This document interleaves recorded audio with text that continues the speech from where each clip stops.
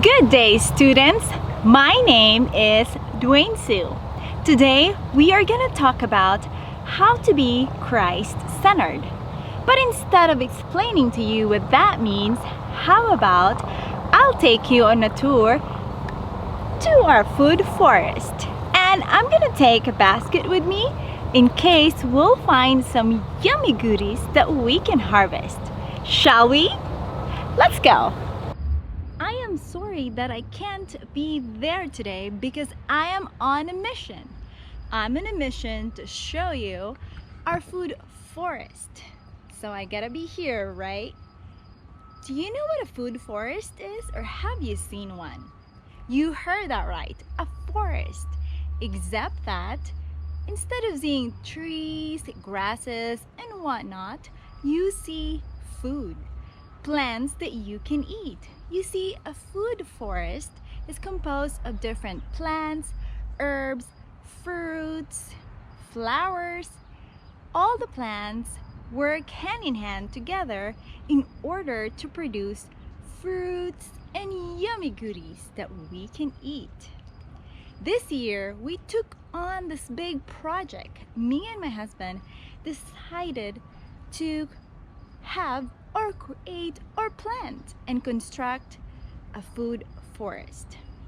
It took a while, really, but with proper love and care and planning, and of course praying, things are starting to grow well. This is a young forest. As you can see, things are still not looking like a forest, but it's beginning to look like it, right? Here you will see some plants. Different plants. Corn, yummy corn. And there are some things that are still growing. Oh, look at the eggplant. Here are some greens that we just planted. Some chives and some green beans here on the trellis. Oh, and here's some cucumber too. And little eggplant. And look at this huge sunflower that we planted from seed. Who has a garden here at home? Oh, I see some hands. Yes, if you have a garden at home, then you know what I mean. Planting things from seed, and they grow so big and nice with sunlight, water, and vitamins and minerals, and some help. Our help and God's help, of course. And do you see these huge tomatoes? Here on the way, you can see fruit trees that we just planted this year as well. And you will see some corn and some watermelon in here. Let me show you. Here, this is a corn patch. Sweet corn. And here, oh, look at that. What is that? That's honeydew. Do you want me to put your name on it? And there's some little one. Did you see that? And looks like there's a tomato. Oh, tomatoes that are ready to harvest. Let's have a look. Should we try it?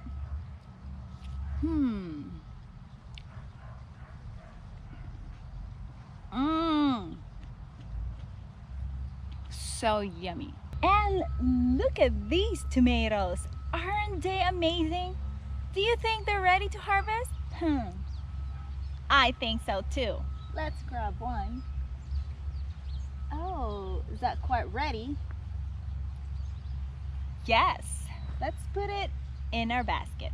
Here you will see cinnamon basil planted in the middle of tomatoes. I mean, who doesn't love tomatoes and basil, right? But that's not the point.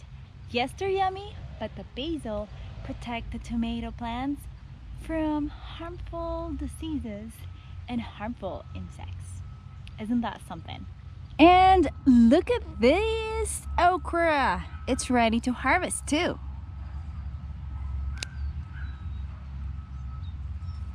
And there are some more plants over here too. There's sunflower and there's okra, and look at those bell peppers. And what's that? That's borage and herbs. And some cucumbers.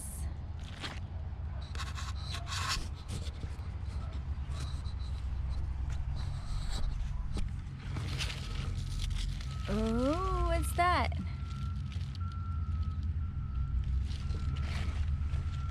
That little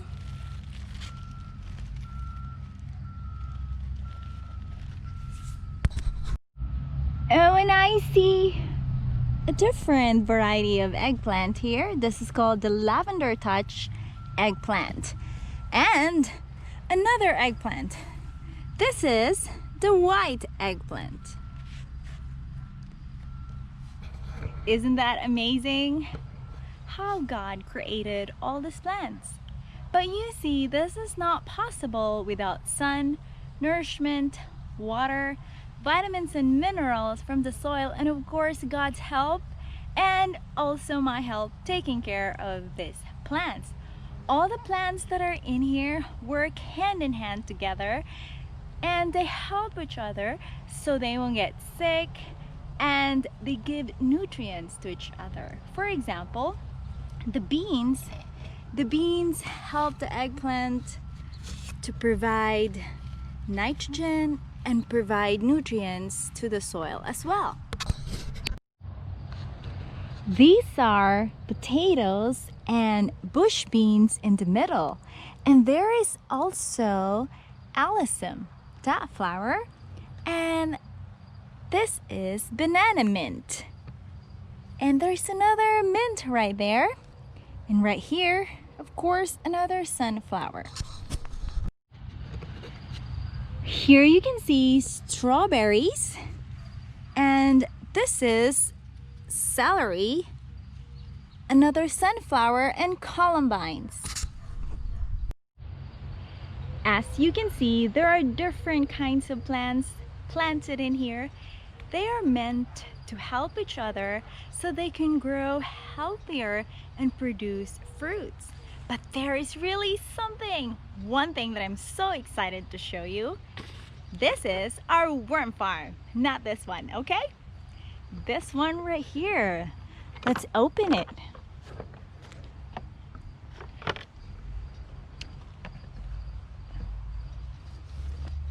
Ooh, this is our worm farm.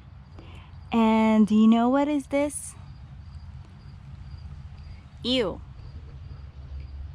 This is a red wiggler.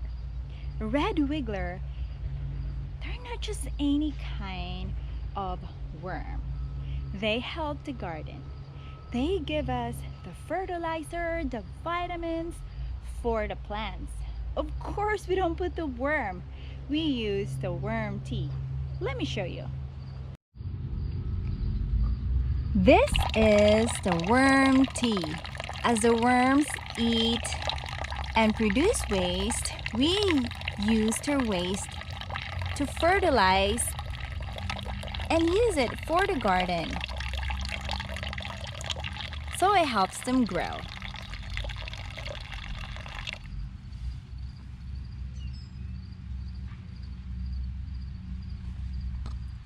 This is obviously not for you and I to drink, but for the plants. This is what we call the fertilizer. So we don't have to buy fertilizer. Everything that you've seen here so far in our food forest benefit from each other. The plants, the vegetables, the fruit trees, the herbs, the flowers, and of course the earthworm. As they grow healthier, they benefit the plants nearby, and the earthworm provides us with the worm tea to provide vitamins and minerals for the plants. Just like you and me, the more we reflect Jesus Christ in our words, in our action, we benefit the person around us, near us, or the people around us positively. So before you leave here and before we end this tour, I would like to leave you this Bible verse. Colossians 3:17.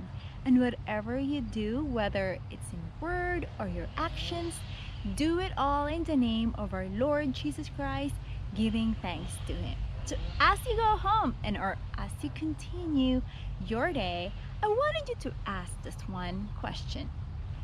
If you have a hard time deciding on what to do in a certain situation, ask yourself, what would Jesus do in this situation?